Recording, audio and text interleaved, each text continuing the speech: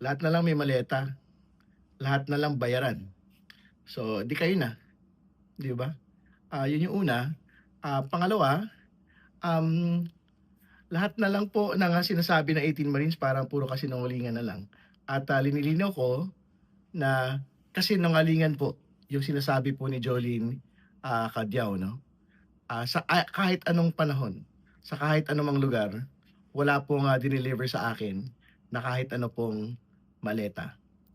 Pero kailangan din ho natin linawin at tandaan, magsisimula na po yung impeachment trial.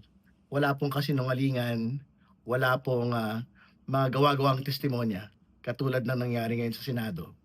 Yung pong makapipigil sa House Prosecution Panel na maglahad ng katotohanan sa paglilitis po ng Pangalawang Pangulo.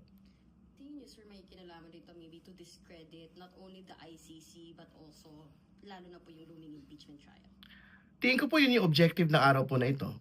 Kasi nakikita ho natin yung pong mga dinagdag na mga pangalan ay bahagi ng pong prosecution panel at never ho sila nga nababanggit doon po sa mga nagdaang mga affidavits. So for example, doon po sa affidavits ng 18 Marines, February pa ho ito.